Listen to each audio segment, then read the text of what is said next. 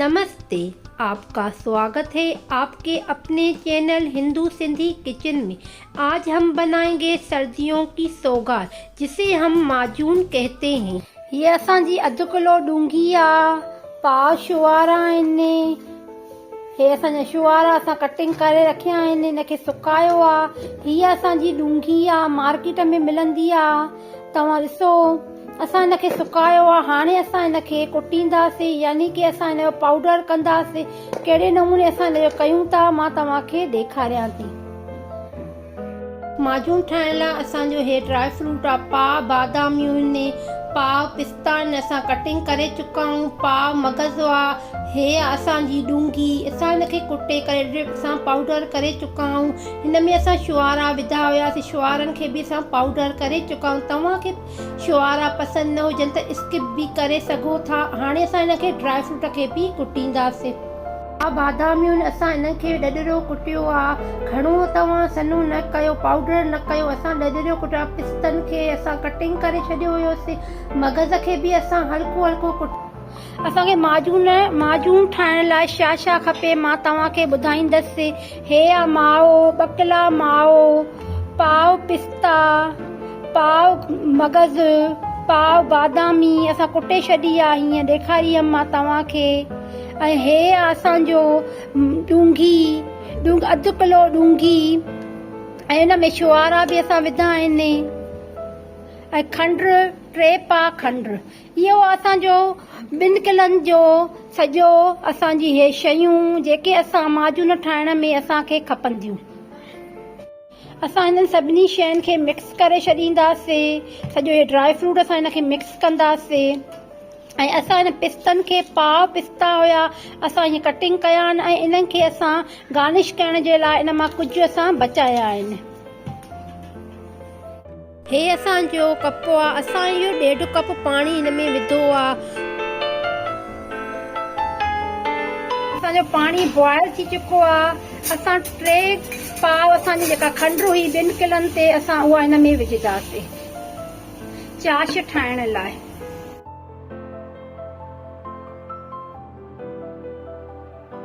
खंड खे हीअं घुमाईंदा अचो जेसि ताईं असांजी हिनजी तार ठहे। मां तव्हांखे ॾेखारियां थी त जीअं असांजी हुन खां पोइ असां हिन में माओ विझा। कहिड़े नमूने असां माजून ठाहियूं था मां तव्हांखे आहिस्ते आहिस्ते ॿुधाईंदसि। असां हिन में तार ठाहींदासीं। ॾिसो हिनजी जीअं हीअं तार ठहे थी, असांजी तार ठही वई आहे। हाणे असां हिन में माओ विझंदासीं।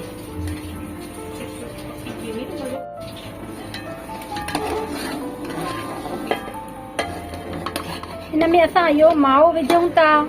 2 किला असांजो माओ आहे। हाणे हिनखे असां मिक्स कंदासीं। इनजी बि असां पत ठाहींदासीं।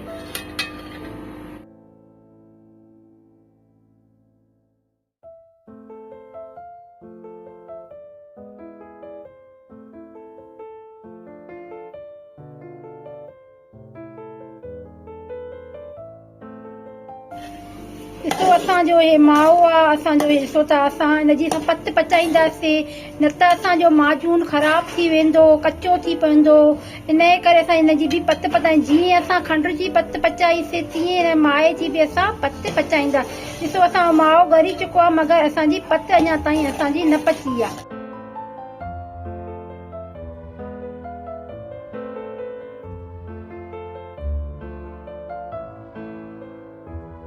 ॾिसो असांजी माए जी पत पची चुकी आहे। जीअं असां खंड जी पत पचाई हुईसीं तीअं असां माए जी पत पचाई आहे। हाणे असां हिन में ड्राई फ्रूट विझंदासीं। हल्की गैस रखो।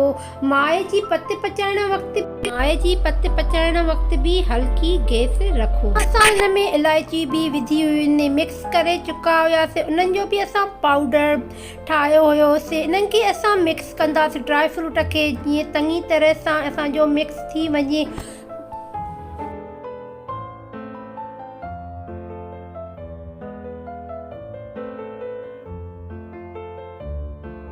हे असांजा डिश आहिनि। असां हिनखे ग्रीस करे छॾींदासीं। चौधारी असां हिनखे गिहु हणी छॾींदासीं। रोटी खाइण वारो हिनखे चौधारी तव्हां हणी छॾियो। जीअं असां हिन में माजून विझंदासीं।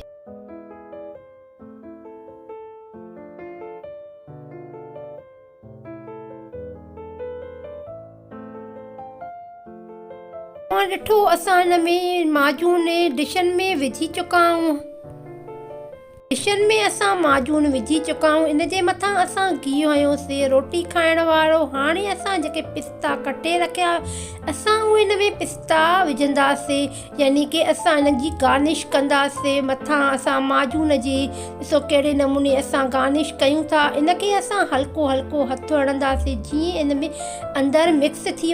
ॾिसो असां पिस्ता विझी चुका आहियूं डिशनि में। ड्राई असांजो माजून तयारु थी चुको आहे। तव्हां बि ईअं तयारु कयो, मूंखे ॿुधायो तव्हांजो कीअं तयारु थियो आहे। ज़रूरु तयारु कजो। असां हिननि खे चीरा लॻायूं था। तव्हां पंहिंजे माप जे मुताबिक़ चकी तयारु करे सघो था माजून जी। हे असांजो हल्को हल्को थधो थी चुको आहे। रखी छॾींदासीं झटि घड़ी जीअं असांजो थोरो हल्को थधो थी वञे। असां पंहिंजे हिसाब मूजिबि जेतिरियूं चकियूं तव्हांखे वणंदियूं हुजनि उन जे हिसाब सां तव्हां करे सघो था। असांजो माजून तयारु थी चुको आहे। 2 किला असांजो माओ हुयो। असां माजून तयारु कयोसीं। सियारे जी सौगात ते माजून ज़रूरु तव्हां तयारु कजो। मूंखे ॿुधाइजो त तव्हांजो कीअं तयारु थियो आहे। तमामु घणो मज़ेदार थींदो आहे। तव्हां ज़रूर में ज़रूरु तयारु कजो। हाणे पंहिंजी भेण खे इजाज़त ॾींदो।